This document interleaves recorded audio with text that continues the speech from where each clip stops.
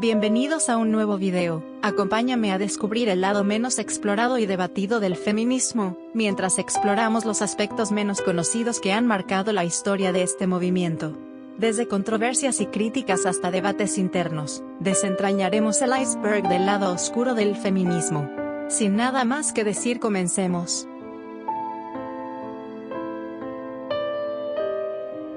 Dorothy Parker no solo fue una figura carismática en el Hollywood de la década de 1920, donde destacó como guionista de películas como Nace una estrella, sino que también se ganó reconocimiento como una de las humoristas más destacadas de la época.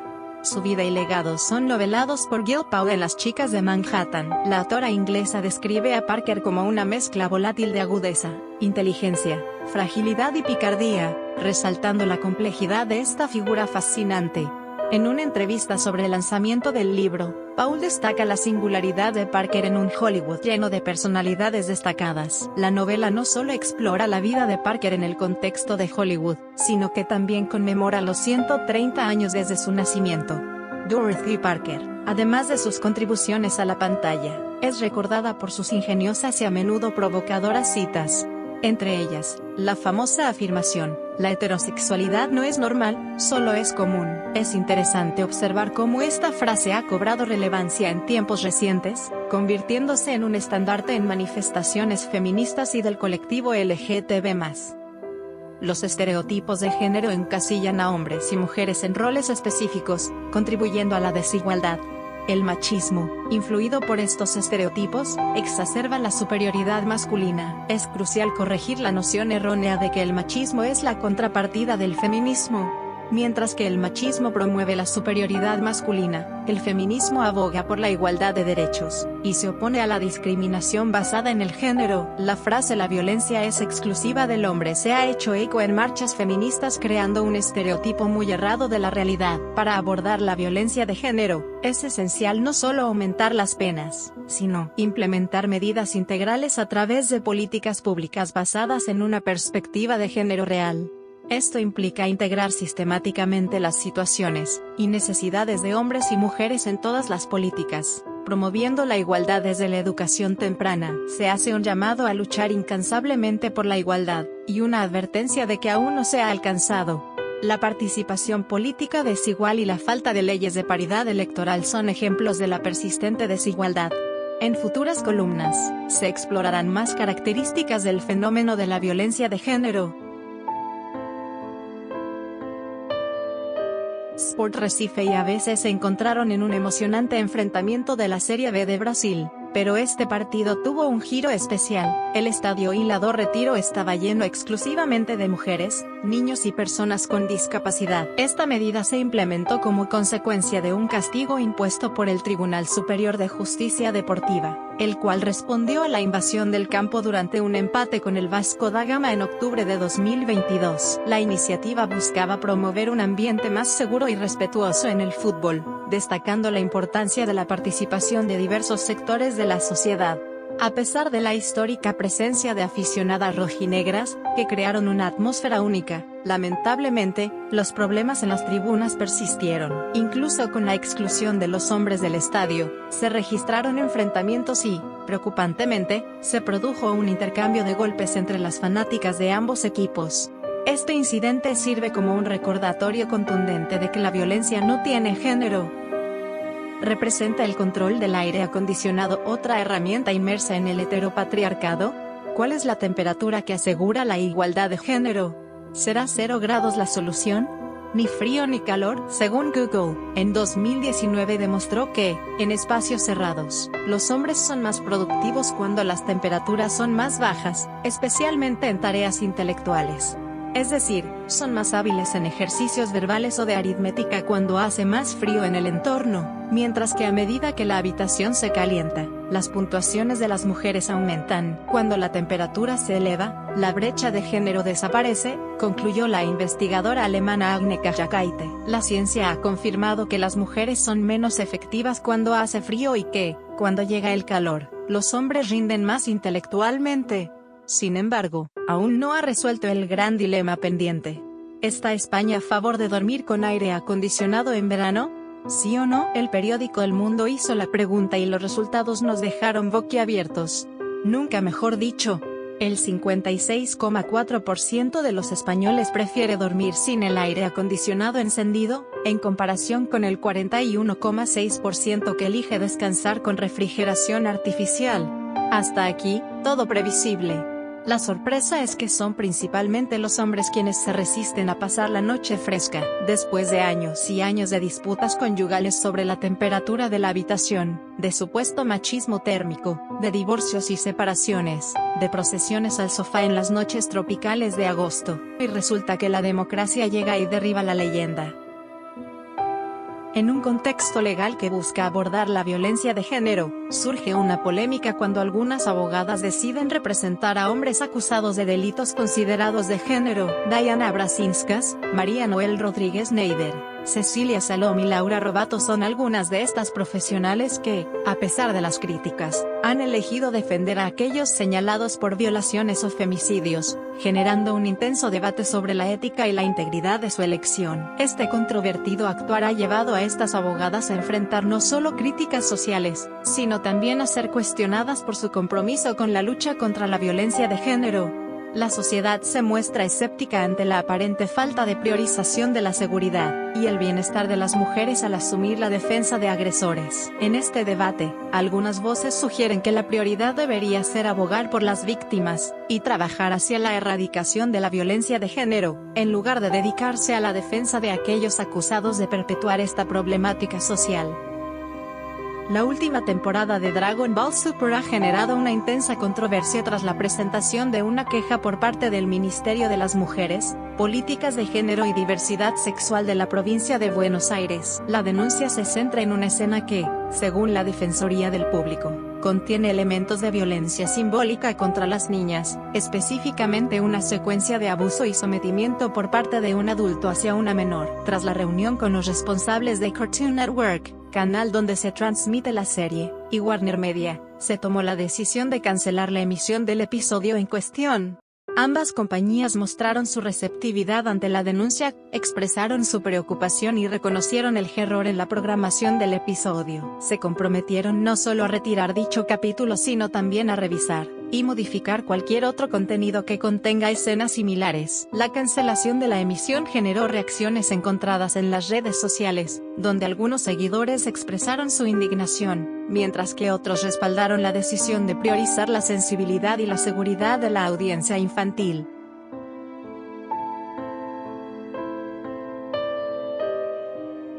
Leslie Sinclair, de 66 años, ha donado 70 litros de sangre en casi 50 años. Sin embargo, cuando quiso donar sangre recientemente en la clínica Albert Halls, fue rechazado, ya que se negó a decir si estaba embarazada o no. Sinclair, que vive en Escocia, tuvo que llenar un formulario preguntando si estaba esperando un hijo o si había estado embarazado en los últimos 6 meses.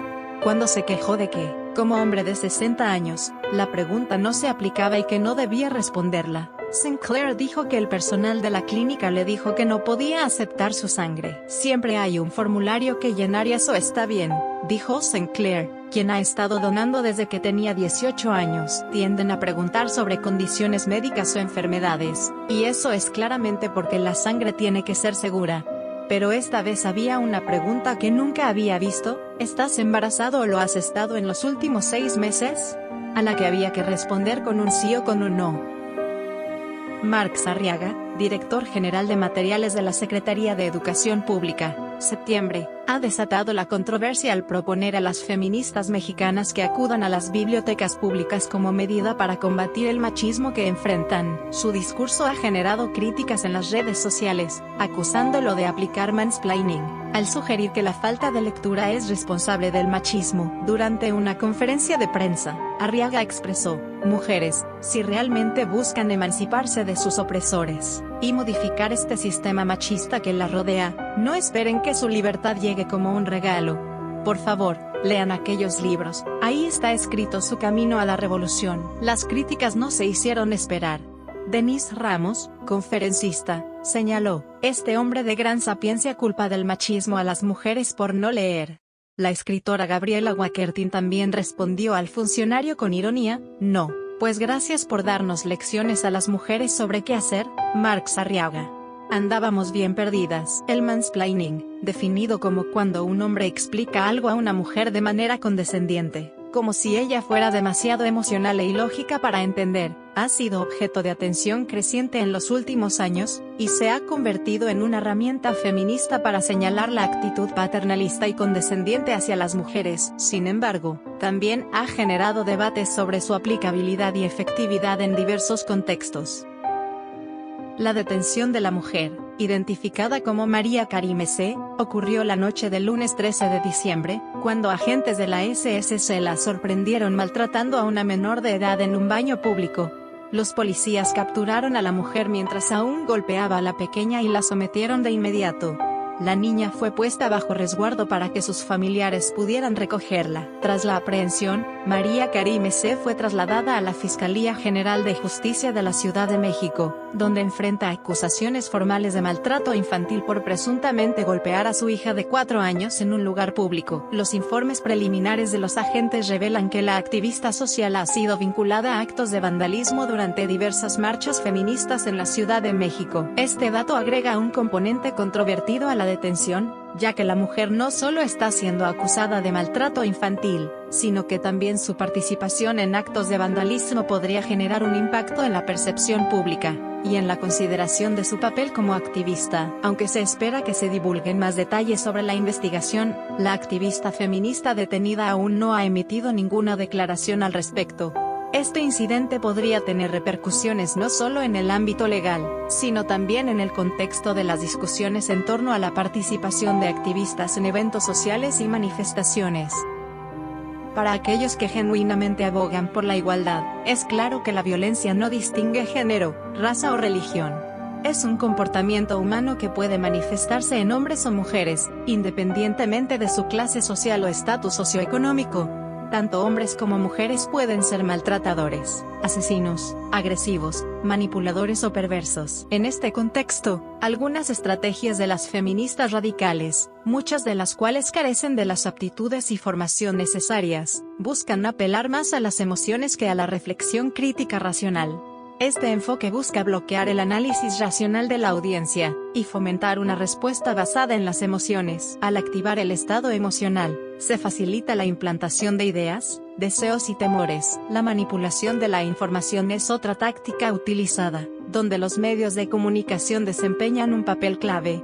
Transmiten información sesgada, manipulada y, en ocasiones, falsa con el propósito de silenciar lo que no se quiere divulgar y de transmitir lo que conviene, incluso si es inventado. Este enfoque ha convertido el tema de la violencia de género en un circo mediático que requiere una intervención radical. Los medios, en lugar de abordar la violencia de género con rigor y veracidad, ofrecen información morbosamente presentada.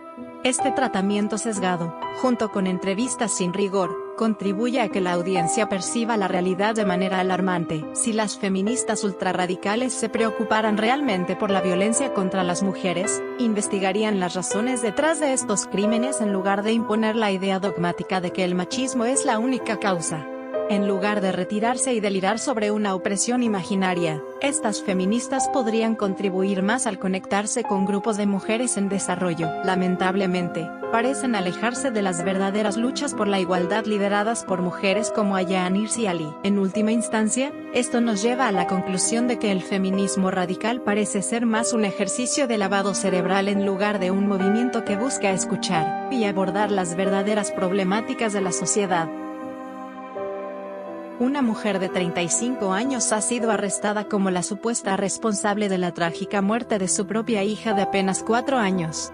El macabro hallazgo tuvo lugar en el domicilio de la abuela, ubicado en la avenida Barcelona de Sant Joan d'Espí, donde la madre residía tras su separación. El cuerpo sin vida de la pequeña yacía junto al de su madre, quien, a pesar de la terrible situación, logró ser reanimada por los servicios de emergencia tras la intervención oportuna de 2 familiares. Según las primeras conjeturas, todo sugiere que la mujer habría suministrado una sobredosis de pastillas a su hija antes de intentar quitarse la vida utilizando el mismo método. El terrible suceso fue descubierto por la abuela y la tía de la menor, alertadas por el padre al notar la ausencia de la niña en la escuela. A pesar de la separación de los padres, En esta ocasión, le correspondía al padre recoger a su hija en la escuela, pero al percatarse de su inasistencia, comenzó a sospechar y contactó con la abuela y la tía para verificar su paradero. Este trágico incidente no solo plantea preguntas sobre los motivos detrás de tan horrendo acto, sino que también destaca la importancia de la pronta intervención de los familiares para evitar un desenlace aún más fatal. La investigación sigue en curso para esclarecer los detalles y motivaciones detrás de este desgarrador suceso. Este acto de protesta tuvo su origen el 20 de noviembre, cuando un grupo de mujeres se unió en Valparaíso durante las protestas feministas convocadas en conmemoración del Día Internacional de la Eliminación de la Violencia contra la Mujer. El colectivo interdisciplinario Las Tesis utilizó este grito como una expresión artística para denunciar la violencia de género. La impactante actuación se viralizó rápidamente a través de las redes sociales, resonando en ciudades como Berlín, París, Madrid, Bogotá y Londres. Ahora, encuentra eco en el Zócalo de la Ciudad de México, donde mujeres mexicanas se han unido para llevar este mensaje potente contra el patriarcado y la violencia de género. El patriarcado es un juez, que nos juzga por nacer y nuestro castigo es, la violencia que ya ves. Es feminicidio, impunidad para mi asesino, es la desaparición, es la violación. Y la culpa no era mía ni dónde estaba ni cómo vestía, menciona la canción.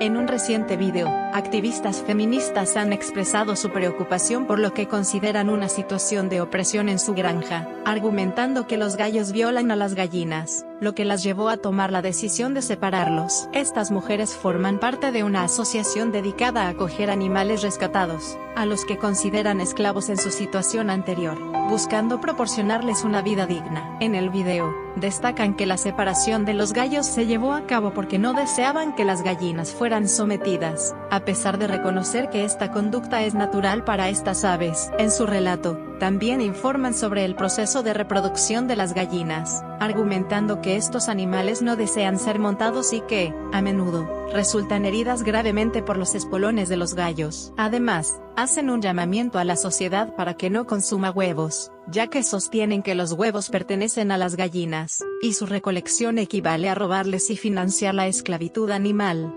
De manera simbólica, rompen huevos en el video para ilustrar su punto de vista, aunque la acción pueda parecer carente de sentido. Finalmente, concluyen su mensaje afirmando que solo hay dos opciones, ser vegano o financiar la esclavitud animal, y que el acto de consumir animales es equiparable al fascismo. Los huevos son de las gallinas.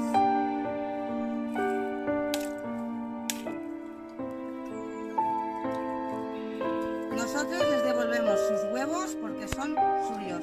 En este caso, los huevos no están fecundados, porque nosotras tuvimos que separar a los gallos porque no queríamos que les violaran, aunque fueran su naturaleza. Las críticas hacia Apple por el tamaño de sus iPhones, especialmente el modelo XS Max, han generado un debate sobre la inclusividad en el diseño de dispositivos tecnológicos. Algunos argumentan que la elección del tamaño de los teléfonos podría ser percibida como sesgada hacia un público masculino, lo que plantea preguntas más amplias sobre la equidad de género en la industria de la tecnología. La investigadora Zeynep Tufekci, conocida por su enfoque en las implicaciones sociales de la tecnología, expresó sus preocupaciones en Twitter después de la presentación del iPhone XS Max. En su comentario, destacó que mujeres con manos más pequeñas podrían enfrentar desafíos al manejar un dispositivo tan grande, especialmente cuando la seguridad del teléfono es un factor crítico. Es crucial recordar que el diseño de hardware puede tener limitaciones técnicas, y las decisiones de diseño de Apple pueden basarse en consideraciones más allá de cuestiones de género. La menstruación, un proceso biológico experimentado por muchas mujeres mensualmente, ha sido abordada de manera sorprendente por Manet Crystal Joy, una maestra de yoga originaria de Australia y residente en Tailandia. Contrario a las convenciones, Joy no solo ha aceptado positivamente su ciclo menstrual, sino que ha llevado su relación con este proceso a un nivel inusual. Joy ha compartido en su sitio web, y a través de un video que consume su líquido menstrual cada mes, asegurando que esto le ha aportado beneficios significativos a su cuerpo. Inicialmente, describe que le parecía un tanto desagradable, comenzando simplemente chupándose un dedo. Con el tiempo, incorporó el líquido menstrual en batidos con frutas, y finalmente lo ha estado consumiendo de forma natural. En sus propias palabras, me encanta beber mi líquido, me hace sentir viva y estoy más sano que nunca. Creo que el cuerpo es un templo y la regla algo sagrado. Esta práctica única y poco convencional ha generado controversias, y destaca cómo las perspectivas individuales sobre la salud y la espiritualidad pueden variar considerablemente. Mientras Joy encuentra significado y beneficios en esta práctica, la reacción general puede ser de desconcierto y desaprobación, subrayando la importancia de la educación y el pensamiento crítico en cuestiones de salud y bienestar. Investigadores alemanes han logrado un avance significativo al demostrar que células madre obtenidas de la médula ósea masculina tienen el potencial de transformarse en estructuras similares a las células de espermatozoides inmaduros. Este descubrimiento abre la puerta a nuevas posibilidades en el campo de la fertilidad, con la esperanza de desarrollar tratamientos más eficaces tanto para hombres como para mujeres. Es importante destacar que este avance se encuentra en sus primeras etapas, y se necesitan más investigaciones y pruebas antes de que pueda ser aplicado clínicamente. Sin embargo, algunos sectores, como algunas voces dentro del movimiento feminista, han reaccionado de manera polémica ante estas noticias. Argumentan que este tipo de avances científicos podría allanar el camino para prescindir completamente de la contribución masculina en el proceso reproductivo humano. Señalan que, si bien actualmente la erradicación masculina no es un hecho, la posibilidad de que la tecnología avance en esa dirección es una preocupación que debe abordarse éticamente y con precaución. Anna Dovgaliuk, una activista feminista rusa, tomó la decisión de abordar el problema del manspreading en el metro de San Petersburgo de una manera llamativa y polémica, derramando una mezcla de cloro y agua en los hombres que ocupaban más espacio del necesario al sentarse con las piernas abiertas. El manspreading ha sido objeto de debate en varias partes del mundo, y Dovgaliuk decidió hacer un llamado de atención a través de su acción, y documentarlo en video para compartirlo en las redes sociales.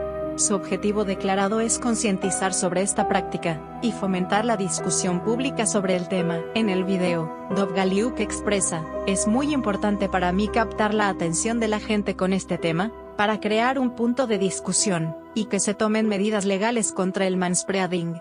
Aunque el líquido derramado fue una mezcla de cloro y agua, más simbólica que peligrosa, la acción generó diversas reacciones y comentarios tanto a favor como en contra. El movimiento feminista de Madrid, compuesto por más de 350 organizaciones de mujeres, ha dirigido una carta al ministro de Consumo, Alberto Garzón, instando al cierre de las páginas web que alojan contenido pornográfico. En una manifestación frente al Ministerio de Sanidad, Consumo y Bienestar Social, activistas del colectivo abogaron por la abolición de la pornografía, exhibiendo proclamas y mostrando imágenes de víctimas de trata y violencia machista. Según el movimiento, la pornografía, a la que denominan como una escuela de desigualdad, promueve la cultura de la violación, fomentando un imaginario colectivo en el que las mujeres son representadas como objetos sexuales, sobre los que cabe realizar todo tipo de vejaciones, y en el que los hombres son presentados como sujetos titulares del derecho a violentar a las mujeres. Es importante señalar que este movimiento ha enfrentado críticas y desafíos, ya que existen perspectivas diversas sobre la pornografía dentro del feminismo. Algunos argumentan que ciertos aspectos de la industria son explotadores y perpetúan estereotipos de género, mientras que otras personas defienden la autonomía de las mujeres para elegir su trabajo y participar en la industria del entretenimiento para adultos.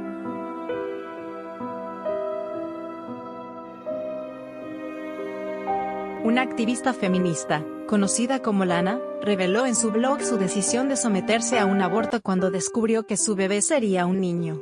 En su publicación, Lana, quien se describe a sí misma como feminista, compartió que, en 2012, tras enterarse de su embarazo, decidió interrumpirlo al descubrir que esperaba un niño. Según sus palabras, lo hizo debido a sus malas experiencias con los hombres y a su rechazo al patriarcado. En su relato, Lana expresó su desconfianza hacia el patriarcado, y su preocupación de no querer contribuir a la creación de otro individuo que pudiera convertirse en parte de esta estructura. Describió la noticia como una traición de su propio cuerpo, y manifestó que su reacción fue de incontrolable llanto, y una angustia mental del tipo que solo puede ser experimentada por aquellos que han visto sus vidas destruidas por una guerra. En su blog, Lana se refiere al padre como el donante, y al estado de embarazo como un diagnóstico.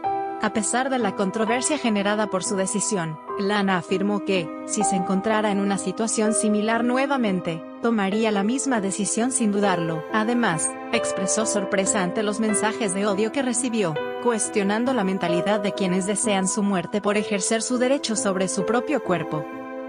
La controversial youtuber Justop, reconocida por su contenido durante una década, se encuentra en medio de una seria polémica tras su detención por posesión de pornografía infantil, después de la acusación de la víctima Ainara N. A lo largo de los años, Justop ha generado controversia por sus comentarios revictimizantes hacia personas que han sufrido abuso sexual, y se ha visto cuestionada por opiniones que parecen contradecir sus afirmaciones de ser feminista. A pesar de haber participado en la marcha del 8M en 2020 y autodenominarse feminista, Justop ha expresado opiniones que han generado críticas, y la han llevado a ser señalada como una falsa defensora de los derechos de las mujeres. En un video titulado Generación Patética subido a su canal de YouTube en 2018, se burló de una pelea entre mujeres adolescentes y culpó a Ainara N., entonces menor de edad, utilizando lenguaje irrespetuoso y despectivo. Además, afirmó tener un video en el que Ainara fue víctima de abuso sexual a cambio de un par de cajetillas de cigarros. Cuando Ainara N. habló sobre el abuso sexual que sufrió, Justop respondió públicamente calificando la situación como una búsqueda de 5 minutos de fama. La youtuber pidió pruebas a la víctima, y llegó a cuestionar la veracidad de su testimonio, considerando la situación como una falta de respeto hacia las mujeres que, según Justop, eran realmente víctimas de abuso. La detención de Justop marca un punto crítico en medio de la creciente conciencia sobre la importancia de abordar el abuso sexual y la violencia de género de manera responsable y empática. La polémica que rodea a la youtuber ha avivado el debate sobre el papel de las figuras públicas en la promoción de mensajes respetuosos, y la responsabilidad que conlleva su influencia en la sociedad. RNPC, una figura destacada en la discusión sobre violencia doméstica, ha plasmado sus experiencias y observaciones en varios libros, siendo Proclives a la violencia, 1982, uno de los más notables. Este libro refleja sus 10 años de trabajo en un albergue para mujeres maltratadas, donde llegó a la sorprendente conclusión de que 62 de las 100 primeras mujeres que buscaban refugio eran igual o más violentas que sus parejas a las que escapaban, regresando repetidamente debido a una supuesta adicción al dolor y la violencia. Tras la publicación de este revelador libro, Picey enfrentó amenazas de muerte dirigidas a ella y su familia. Durante la gira de promoción, incluso se le aconsejó viajar con escolta policial debido al nivel de acoso. El acoso llegó a tal punto que Erin Picey se vio obligada a exiliarse en Santa Fe, Nuevo México, y no regresó a Inglaterra hasta 1997. Actualmente reside en Londres. Picey se distanció del movimiento feminista inglés a finales de 1974 debido a su percepción del radicalismo y odio hacia la familia y los hombres dentro de este movimiento. Criticó la búsqueda de una causa legítima para justificar el odio a los hombres y obtener apoyo económico. En sus escritos, Picey también aborda la violencia entre mujeres, destacando la intensidad de la violencia lesbiana, un aspecto incómodo para el movimiento feminista radical, según sus palabras. En una evaluación más reciente en el año 2000, Picey opinó que el movimiento feminista estaba decayendo, y señaló que las defensoras más ancianas estaban escribiendo libros lamentando el tiempo perdido de su juventud. Erin Picey ha enfrentado críticas de feministas radicales debido a su posición más equilibrada, reconociendo que la violencia no tiene género, y que la problemática es compleja y multifacética. Su historia destaca los desafíos que enfrentan aquellos que desafían las narrativas predominantes dentro de los movimientos sociales. Un grupo de alrededor de 100 activistas feministas llevó a cabo un controvertido acto durante la celebración de la misa de las 6 p.m. en la parroquia San Ignacio de Loyola en Medellín el 28 de septiembre. Este evento se produjo coincidiendo con las marchas a favor del aborto legal que se llevaron a cabo en diferentes partes de América Latina, Como parte del Día de Acción Global por un Aborto Legal y Seguro, el párroco, el padre Guillermo Zuluaga, relató que las mujeres se congregaron en la plaza cercana a la iglesia alrededor de las 6:30 p.m., coreando consignas a favor del aborto. La misa estaba en curso, y al percatarse de la manifestación, un grupo de feligreses reaccionó cerrando rápidamente las puertas para evitar que la turba ingresara. Este incidente genera preocupación sobre la creciente polarización en torno a temas como el aborto, y destaca la tensión entre diferentes grupos sociales en América Latina. El hecho de que la iglesia fuera el objetivo de estas protestas refleja la intensidad de las disputas en torno a las cuestiones religiosas y de género en la región. Una jueza ha decidido llevar a juicio a Aurelia Vera Rodríguez, ex concejal del PSOE en el Ayuntamiento de Puerto del Rosario, Fuerteventura, y actualmente profesora de lengua en el IES Santiago de Alcalá. La magistrada María Isabel Quintero ha elevado las diligencias previas a procedimiento abreviado, y la socialista enfrentará cargos por un presunto delito de malos tratos en el ámbito de la violencia de género. Los hechos ocurrieron a mediados de 2019, cuando durante una clase a estudiantes de entre 14 y 15 años, Vera hizo declaraciones controvertidas, proponiendo que a los niños hay que castrarlos al nacer. En un audio grabado por uno de los alumnos, la profesora expresó ideas como: "A vosotros os cortan el pito, y no os pasa nada", y sugirió que para que los hombres dejen de gobernar, hay que echar mano de la castración selectiva. La grabación generó un revuelo en la clase, con estudiantes cuestionando la validez de tal propuesta. La profesora defendió su postura argumentando que el fin justificaría los medios, y sugirió que la castración selectiva debería realizarse al nacer para evitar la oposición de los hombres. El caso destaca la importancia de abordar los límites éticos en la expresión de opiniones, especialmente en el ámbito educativo, y plantea preguntas sobre la responsabilidad de los profesores al discutir temas delicados con sus estudiantes.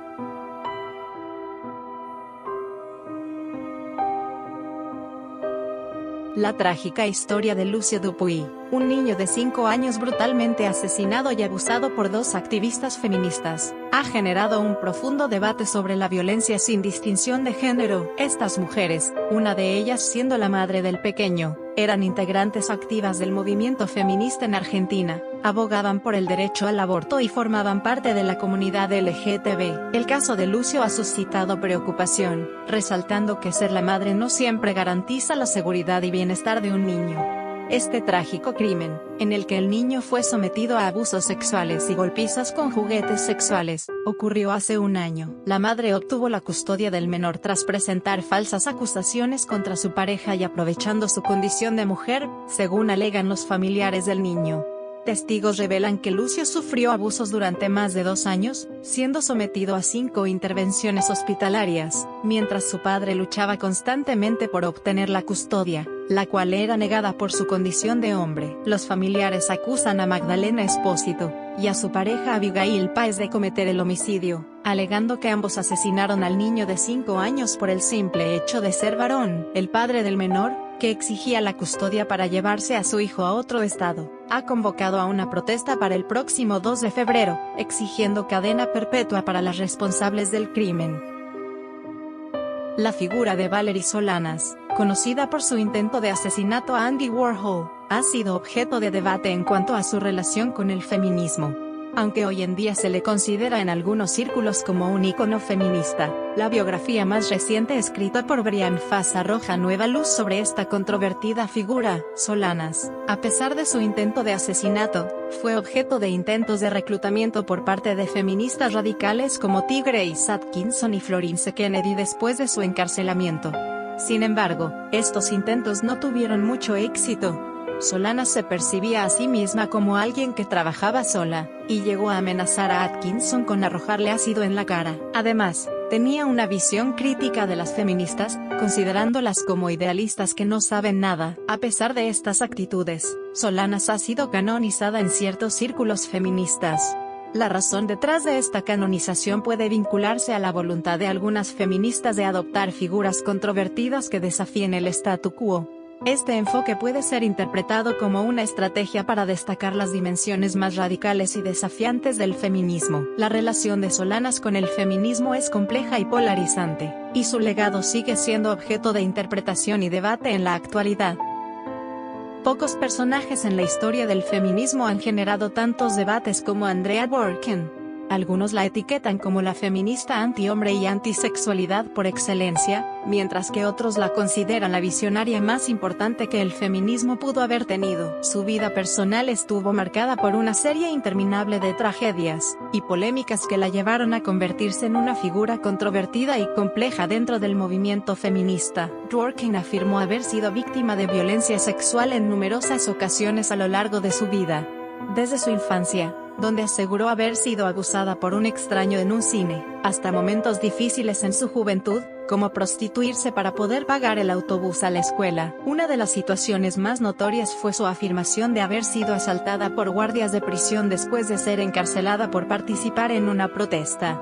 Sin embargo, la más destacada y polémica fue la violación que afirmó haber sufrido en París en 1999, en un hotel que nunca nombró. Sin embargo, estas afirmaciones fueron objeto de un intenso cuestionamiento. Dworkin misma sugirió que algunos de estos recuerdos podrían haber sido producto de sus problemas emocionales, lo que generó dudas sobre la veracidad de sus declaraciones. Varios de los eventos parecían ser completamente implausibles o contradictorios. La violación en París, en particular, fue objeto de un escrutinio significativo. En su relato, Dworkin afirmó que, después de quedarse dormida con varias copas de licor, un par de empleados del hotel abusaron de ella cuando solicitó servicio a la habitación.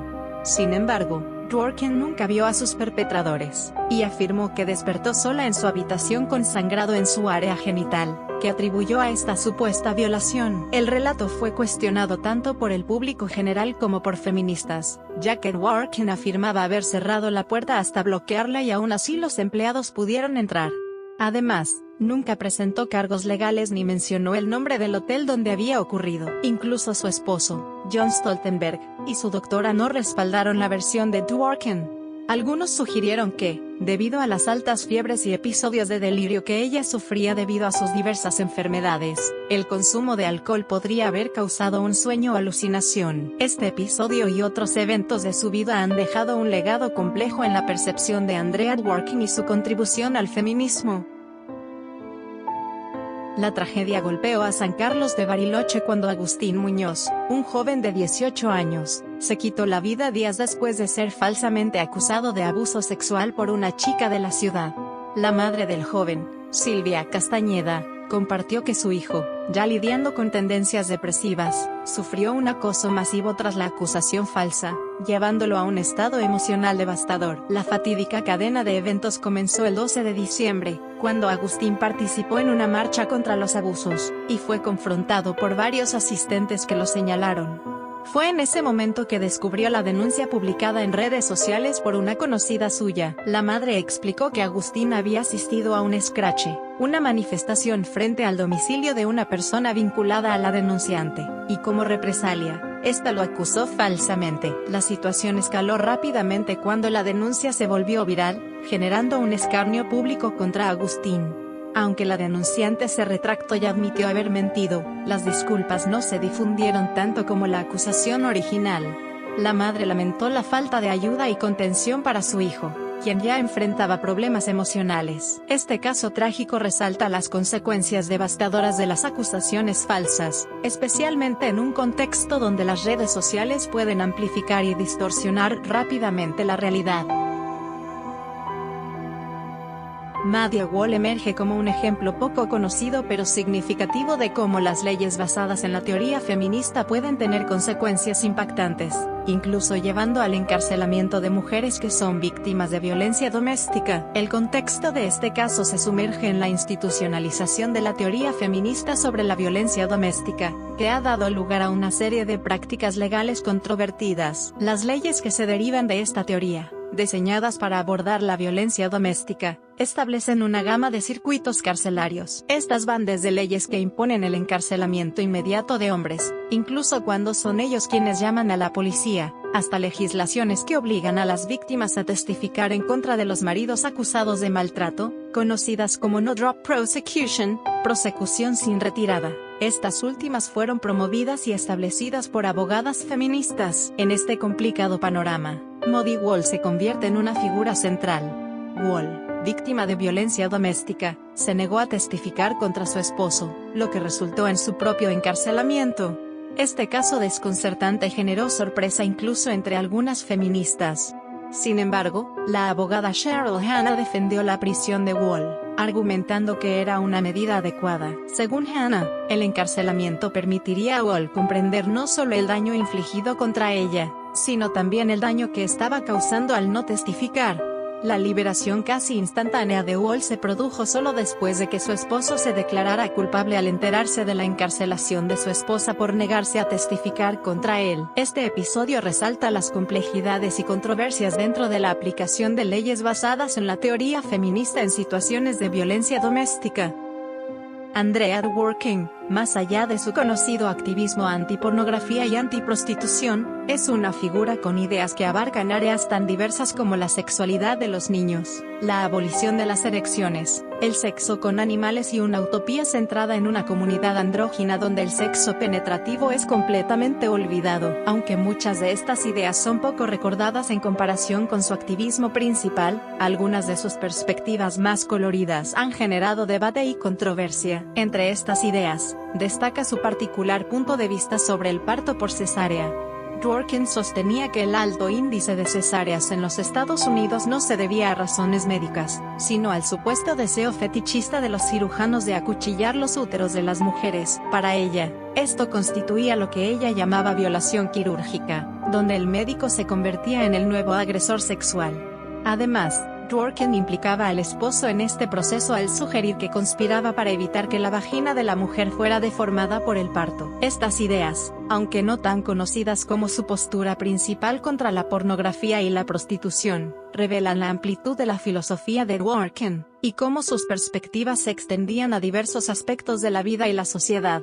Su legado es complejo y ha dejado una huella tanto en el feminismo como en las discusiones sobre sexualidad y derechos reproductivos.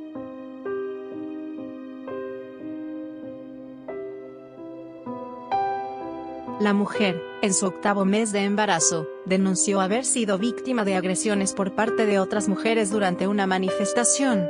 Explicó que se encontró con un grupo de mujeres que buscaban boicotear la actividad, y al preguntarle sobre la situación, la acusaron de encubridora de un caso que ella misma había vivido y denunciado junto a otras compañeras en el pasado. En una denuncia realizada a través de su cuenta de Facebook, detalló que no solo sufrió agresiones verbales, sino que también fue víctima de agresiones físicas, incluyendo golpes, empujones y tironeos. La situación se tornó más grave cuando, según sus declaraciones, algunas participantes adoptaron tácticas violentas como romper y quemar libros, volcar mesas, destrozar vidrios, y agredir no solo a ella sino también a otras compañeras, incluyendo a la madre de una amiga. La publicación de la víctima ha cobrado gran relevancia en las redes sociales al ser compartida masivamente, generando un debate sobre las tácticas utilizadas en ciertos sectores del feminismo, y la necesidad de abordar las diferencias de manera respetuosa y pacífica en el activismo. John Stoltenberg, un feminista radical y viudo de Andrea Dworkin, emerge como una figura peculiar en el escenario intelectual y activista. Este hombre homosexual compartió su vida con una lesbiana política, Andrea Dworkin, ambos con un abierto desprecio por la masculinidad. Stoltenberg, al igual que su esposa, abrazó profundamente las ideas antisexo de Dworkin, y abogó por lo que él denominó la completa abolición de la masculinidad. Según Stoltenberg, los intentos feministas de corregir la masculinidad son inútiles, ya que considera que la masculinidad es equiparable a un cáncer que debe ser extirpado. Para él, la masculinidad es la raíz de las brutalidades hacia las mujeres, y de los problemas mentales que afectan a los hombres. Entre sus ideas más polémicas se encuentra la afirmación de que la homofobia es necesaria para proteger a los hombres. En su visión, sin la homofobia, los hombres se agredirían sexualmente entre sí con la misma frecuencia que lo hacen contra las mujeres. Otra idea controvertida de Stoltenberg es la afirmación de que existe un componente fálico en el aspecto de las explosiones atómicas. Según él, las bombas de Hiroshima y Nagasaki fueron, en efecto, orgasmos patriarcales. Estas perspectivas, aunque provocativas, han generado críticas y cuestionamientos dentro y fuera del movimiento feminista, evidenciando la diversidad de opiniones dentro de este espectro ideológico. La problemática en torno a la lucha feminista contra el tráfico humano revela una serie de controversias que, a primera vista, podrían pasar desapercibidas. La socióloga Elizabeth Bernstein, en sus investigaciones sobre discursos feministas relacionados con el tráfico, desentraña historias como la de Cristina. En este relato, una joven de 18 años es engañada con la promesa de un trabajo falso, llevándola a un prostíbulo donde se convierte en esclava sexual. Cristina logra escapar y, al regresar con las autoridades, comparte un relato angustiante que incluye brutalidades y la pérdida de su capacidad reproductiva. Sin embargo, Bernstein descubre que el relato de Cristina se repite con frecuencia, con cambios en los detalles, como el nombre de la protagonista. Al investigar registros institucionales, no encuentra evidencia de un caso que coincida con esa descripción. Esta incertidumbre lleva a Bernstein a cuestionar si Cristina es una historia completamente inventada o si se trata de la adaptación de otro caso de tráfico. Este caso marcó un precedente en la canonización de víctimas de tráfico dentro del feminismo abolicionista, donde las narrativas de víctimas, consideradas estrellas del movimiento, empezaron a ser cuestionadas y desacreditadas. Es relevante señalar que esta problemática no es única. Ejemplos como el de Somali Mam, quien fabricó sus experiencias, y Jill Brenneman, una víctima real de tráfico que admitió presiones para modificar su relato, y alinearlo con la narrativa política de la organización que la respaldaba, destacan la complejidad de las historias de tráfico, y las tensiones éticas dentro del activismo feminista. Estos casos ilustran cómo las historias, a veces manipuladas, pueden influir en la percepción pública y en la dirección del movimiento feminista.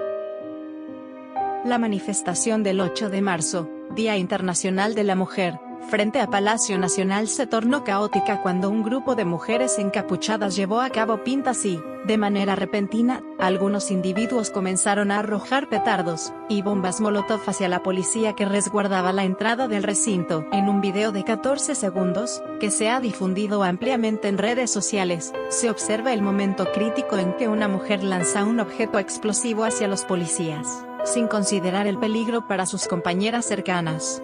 El artefacto explota, causando un incendio y dejando a varias mujeres heridas en su estela. La escena revela el impacto inmediato del incidente, con una mujer con pantalones de mezclilla ardiendo pidiendo ayuda.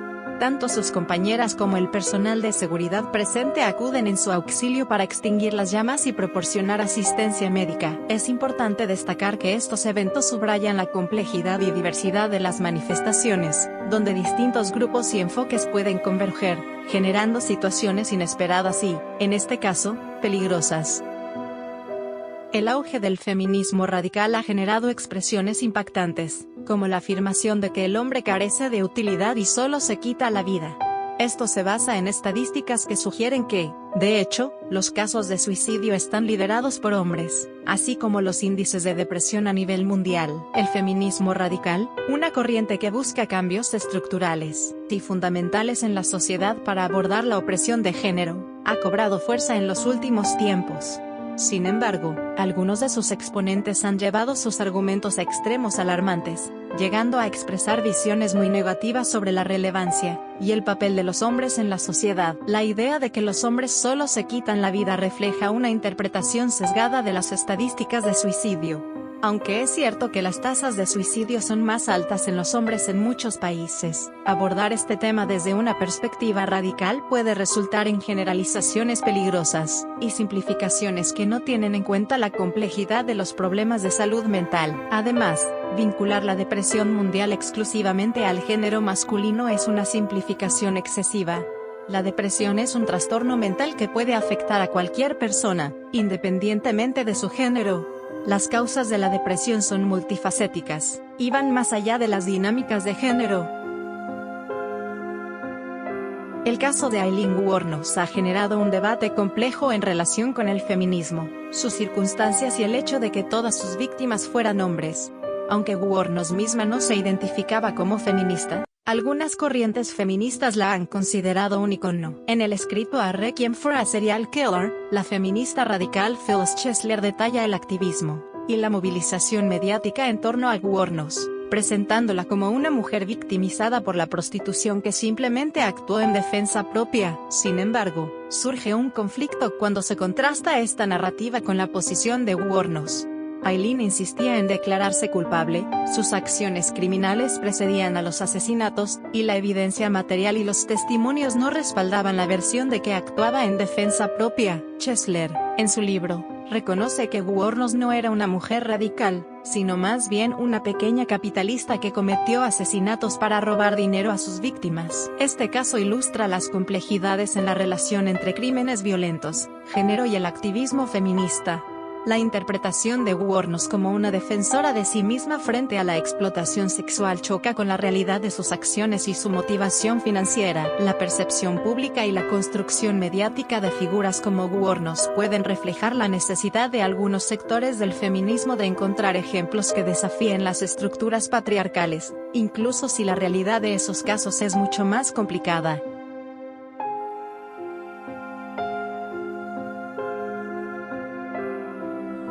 En 2016, Sol Siret Rodríguez, una joven de 23 años y activista feminista, fue asesinada en Perú tras una discusión con otra compañera de lucha, Andrea Aguirre.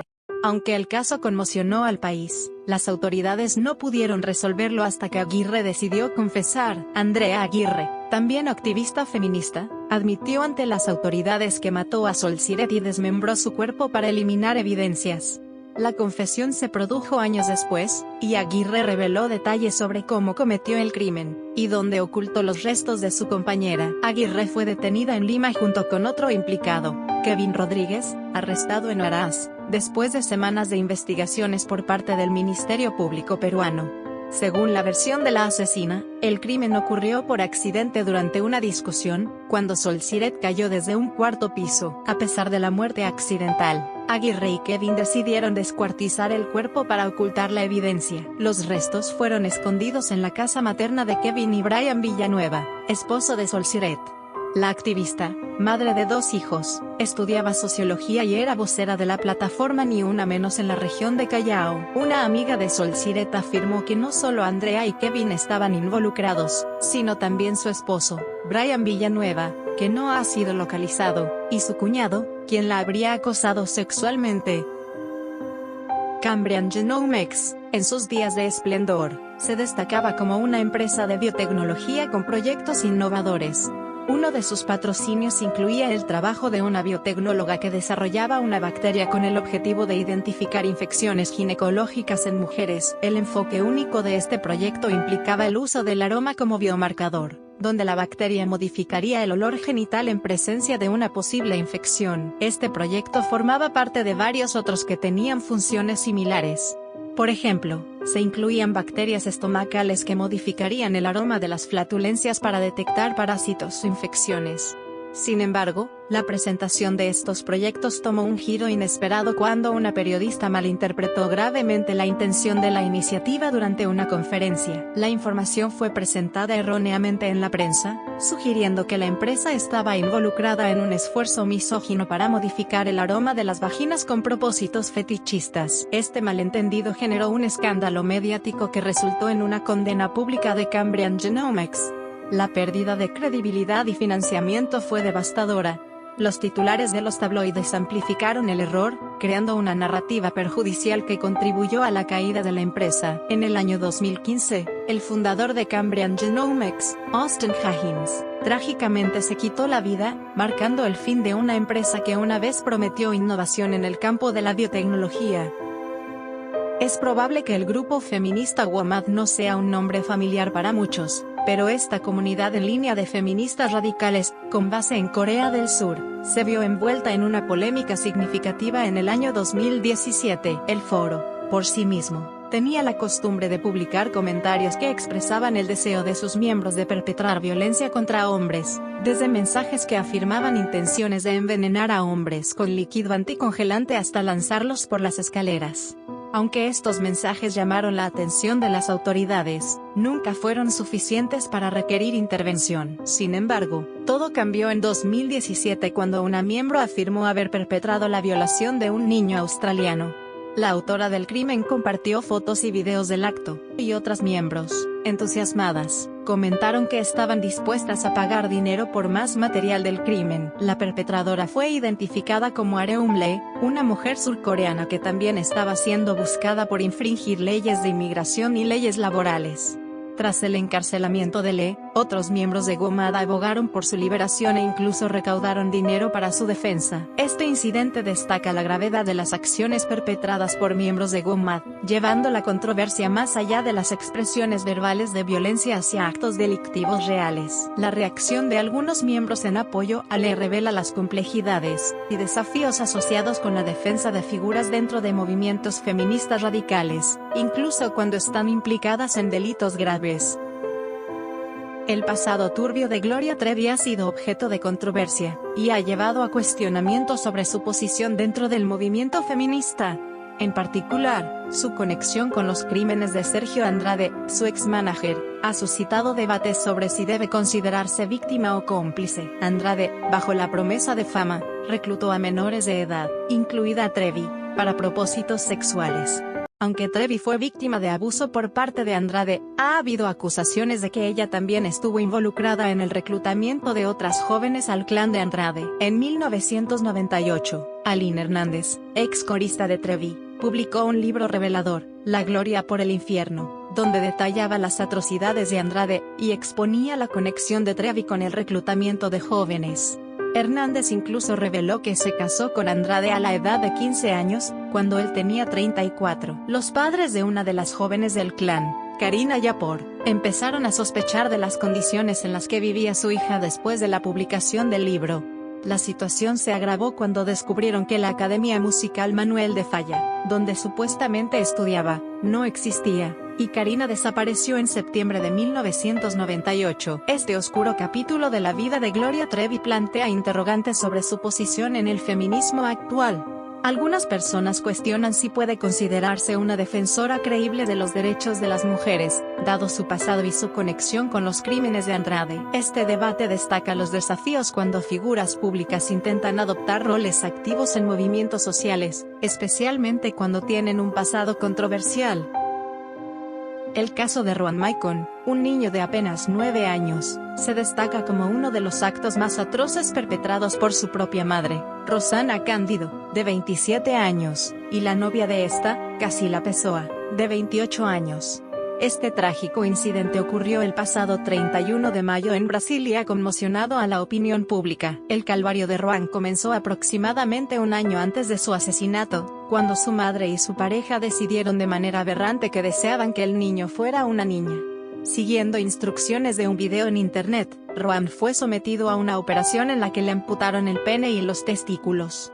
Además, le dejaron crecer el cabello y lo vistieron constantemente con ropa femenina. A pesar de estos cambios drásticos, el niño se resistió y se negó a aceptar la identidad que intentaban imponerle. Esta resistencia fue la supuesta razón que llevó a la madre y su pareja a cometer el atroz crimen.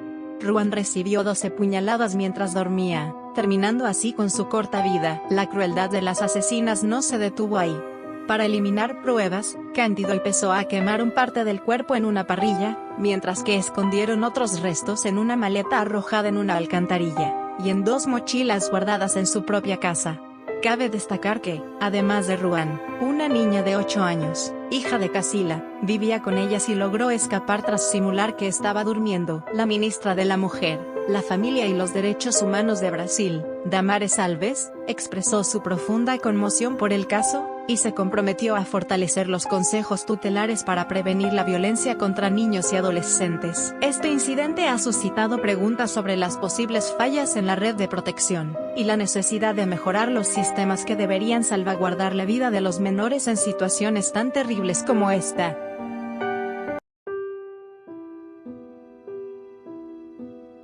Te invito a formar parte de nuestra comunidad. Suscríbete a nuestro canal de YouTube para disfrutar de contenido emocionante y entretenido. No olvides darle like a los videos que más te gusten. Tu apoyo nos motiva a seguir creando contenido de calidad. Gracias por ser parte de nuestro canal y nos vemos pronto.